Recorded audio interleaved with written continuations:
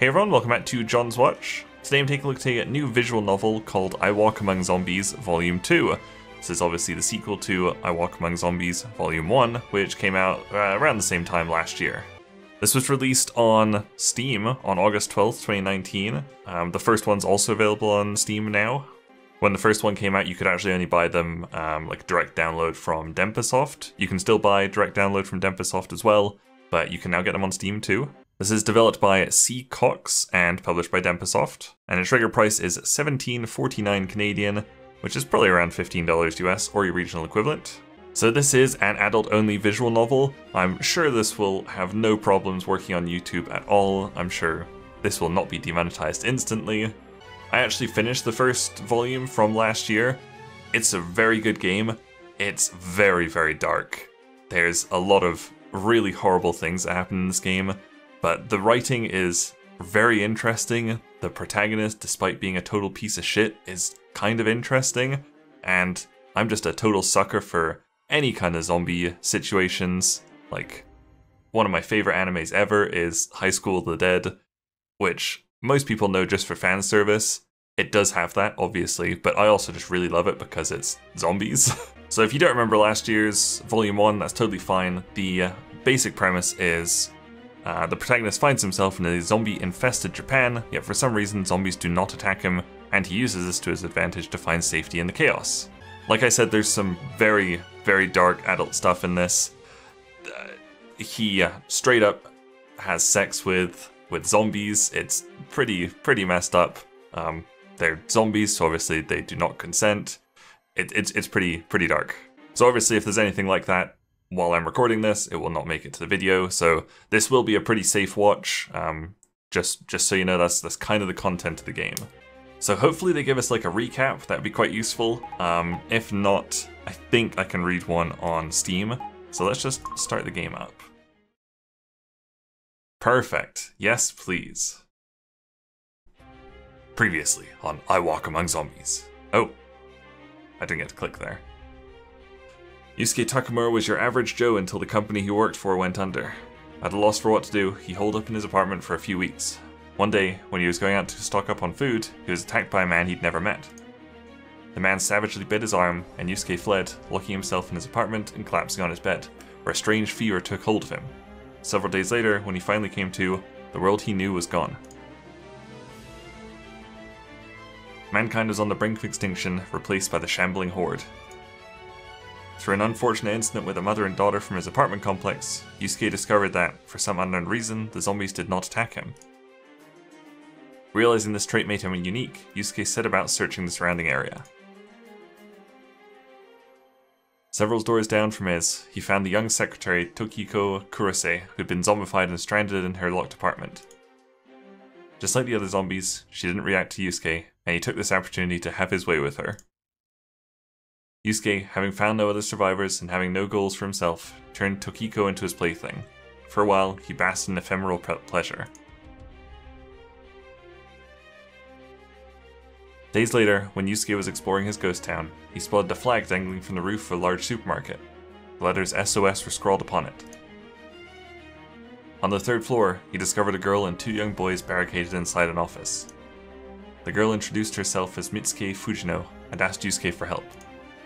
She explained they'd been holed up with other survivors, but in the end, the three of them had been left behind. Yusuke agreed to bring food to them only once more, but Mitsuki pleaded with him to not abandon them. Offended, not to mention bored with the trio, Yusuke was ready to abandon the group. But Mitsuki continued to beg, so Yusuke demanded he repay her with the only currency available to her, her body. Just had to skip a little bit there, because it was a little... One day, after another business transaction, Mitsuki snapped. She deluded herself into believing the danger had already passed, and that Yusuke was keeping silent so he could use them as he saw fit. After waiting until Yusuke left for the day, Mitsuki took her chance to try to escape the supermarket with her brothers. But the moment they set foot on the main floor, pandemonium broke out among the zombies, shambling between the aisles. Fortunately, Yusuke arrived just in time to save them. The trio barely escaped back into the elevator, leaving him alone on the first floor. Mitsuki broke down into tears, inconsolable, believing she'd caused Yusuke's death. But just when she'd given up hope, he stepped through the elevator doors. He led her to the roof and showed her the zombie-infested world. She was finally forced to accept that the town she knew was gone, replaced by a wasteland of zombies. Mitsuki hardened her will to live and offered herself fully to Yuusuke. The distance between the two began to shrink as Yuusuke nursed Mitsuki through a fever. As Mitsuki warmed up to him, Yuusuke decided to move his base of operations to the supermarket. He removed all zombies from the second floor of the supermarket so he could begin furnishing his new home. Additionally, he made plans for when the infrastructure in the store stopped functioning. He would move them all to an outdoors center in the mountains. Then one day, they received a transmission over the radio. The girl on the radio begged for their help, but Yuusuke determined it to be a trap and ignored her. That night, the whole town suffered a blackout. From the rooftop, Yuusuke and Mitsuki saw a blazing bonfire lighting up one section of town. Yuusuke knew there was trouble afoot, but he felt he had to check it out. He set off on his motorcycle. The massive fire was on a university campus. There he found a zombified policeman wearing a dark coat, the Flayed Man. The zombie acted eerily human, cold and intelligent, but he was filled with hatred and bloodlust towards humans. Knowing that he posed a threat to their plans to move to the mountains, Yuusuke gave chase, intending to eliminate him. Inside the campus, he encountered more zombies. Normal zombies paid Yuusuke no mind, but these special zombies could perceive his existence. In the university building where he found those zombies, he also discovered several digital videotapes left behind, which explained exactly what had happened there. A group of survivors had been feeding other humans to captured zombies. Every execution was captured on film. And among the victims, Yuusuke spotted the Flayed Man. The horrifying truth dawned on Yuusuke as he watched the tapes one by one. The more humans the zombie ate, the more they reclaimed their intelligence. He'd been wondering for some time why Tokiko had started to react to him, and why some zombies seemed to follow their daily routines from when they'd been alive. Now that mystery was solved. Alongside the Flayed Man, there are about 10 intelligent, and therefore dangerous zombies on the loose. Knowing that, Yuusuke gave up on his search and chose to withdraw. He arrived back at the supermarket to find that not all was as it should be. A foul stench had consumed the basement where he'd parked the dump truck. He followed it to its source and discovered that someone had secretly been living in the basement. On the third floor, Mitsuki and her brothers were being attacked by that man, the Skinny Man. He'd been one of the survivors holed up with them before Yuusuke arrived, the man who had always seemed to be leering at Mitsuki. The Skinny Man's hammer took the life of Mitsuki's brother, Masaru, enraging her. After Yuusuke handcuffed the man to a desk, she took Yusuke's gun and pointed at the man. But when he pleaded for his life, she couldn't bring herself to pull the trigger. Despair consumed her. In her fury, she lashed out at Yuusuke for failing to protect them. Yuusuke remained silent, suffering from the guilt he felt from not trusting Mitsuki enough to give her a weapon sooner. Her other brother, Takashi, had been wounded as well. As Yuusuke racked his brains to figure out what to do next, the emergency sirens blared into life. A message was broadcast over the radio, stating that around 100 refugees were holed up in Ono Town Hall, and the army would be coming to rescue them in 3 days' time. Yuusuke decided to head there immediately. As the two of them prepared to leave, the Skinny Man, still handcuffed by his leg to the desk, begged them to take him too. Mitsuki flew into a rage, but Yuusuke took control of the situation and freed the man from his handcuffs.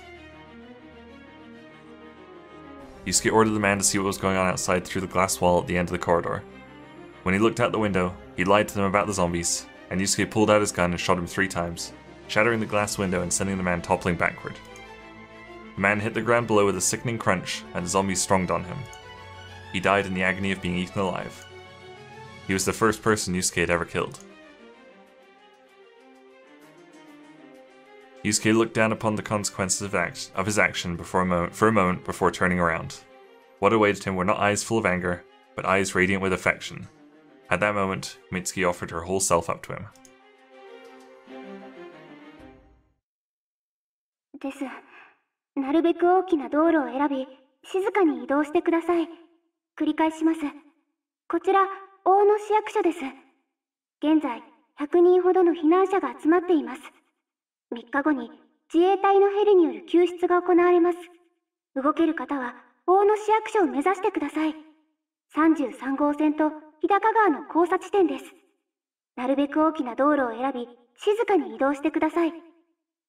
この放送は、これから24時間、毎時0分に5分間放送されます。バッテリーがなくなるまでの24時間です。生き残ってる方は声を掛け合って大野市役所を目指してください。どうか諦めないで。繰り返します。こちら大野市役所。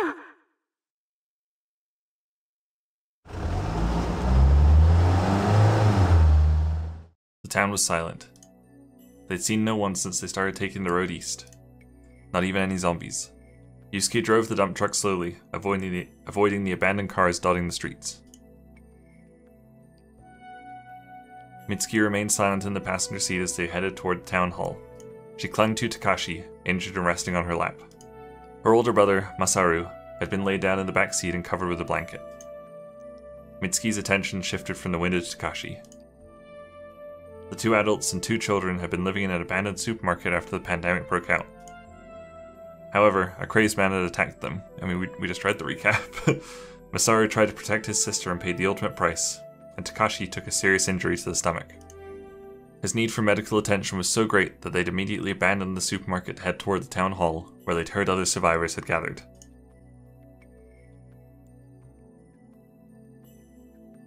At last, the town hall came into sight. It was situated at a split in the river on what was almost a sandbank. The area between the split and the river was fairly large, at least several miles long. A few bridges connected it to the two riverbanks. They drove onto one of the bridges, approaching from the west. As Yuusuke looked up at the approaching scenery, he mused to himself. I see. The northern side of the river island was a commercial area, with hotels, banks, and high-rises. On the south side, across the highway, lay the town hall. Wow, that looks so much like the central hub in Dying Light. Also on that same side was a public park. Furnished with a promenade and a parking lot, it was also quite the scenic location. Since zombies presumably couldn't swim, they didn't seem to approach the waterfront.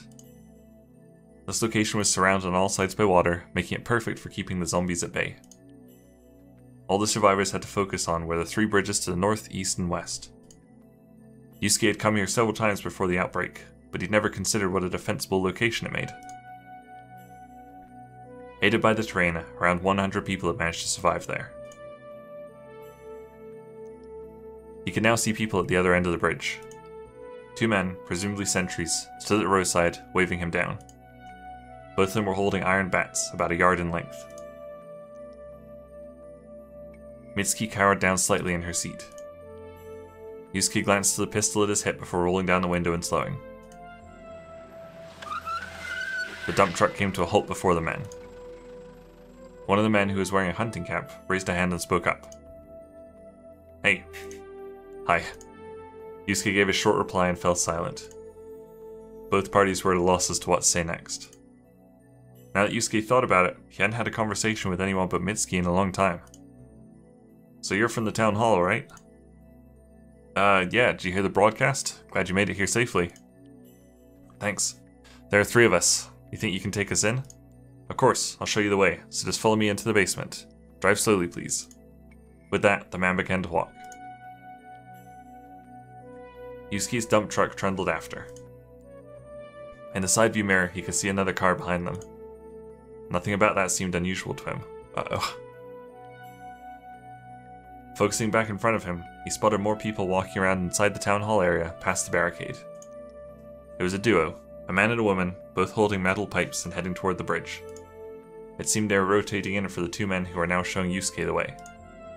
Those men hadn't contacted anyone, so this system must have been set up in advance to deal with incoming cars. Now that's something. He hadn't imagined they'd be quite this organized. Several silhouettes were looking down at them from the upper windows of the town hall. From what he could tell, they ran the gamut of age and gender. Some looked anxious, others just curious. The refugees. Yuusuke breathed a sigh of relief. It seemed they'd found a decent, honest group. The impression he got from the man who'd met them was that he was genuinely glad to see that Yuusuke and Mitsuki were alive and safe. Returning his attention to the men in front, Yuusuke followed them down a slope into a dark underground garage, where they were murdered.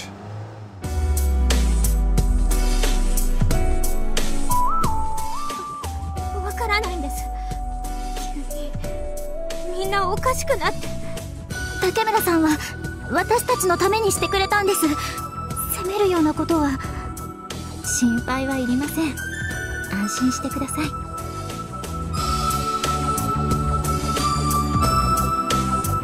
処方されていたものは抗菌薬ですが、薬で散らせていません。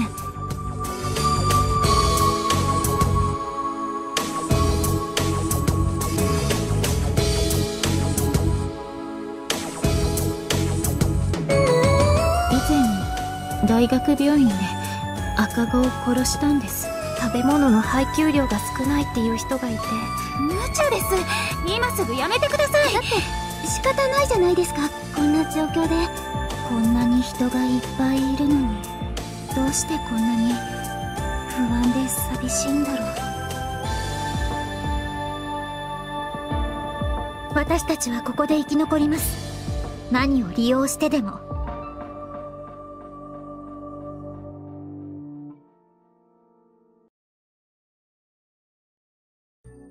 So you can see that the artwork is really high quality. You can also see that like the like official translation for the title is like, I'm the only one who's not attacked in this world of zombies, something like that. I'm glad that they shortened it to I walk among zombies. That's a lot catchier.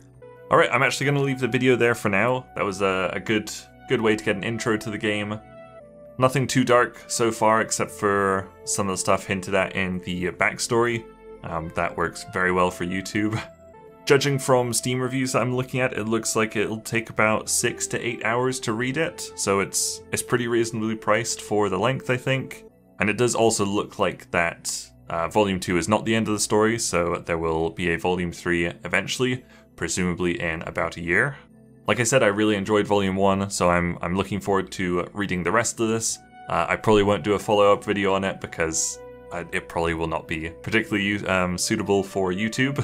But hopefully this video, as well as the recap of the first volume, tells you what the game's kind of like. I will stress again that it's not for the faint of heart. There's some messed up stuff in Volume 1, and I'm sure it's going to be the same in here. But it also does look like the cast is expanding in Volume 2, so it'll be nice to have more than like one zombie and one girl and her younger brother as the characters. There you go, that was a look at I Walk Among Zombies Volume 2. Sorry I couldn't show off more of it, but YouTube wouldn't have been too happy with the rest of the game, I don't think. Thank you guys very much for watching. Make sure you leave a like and subscribe if you enjoyed this, and I'll see you guys later. Bye!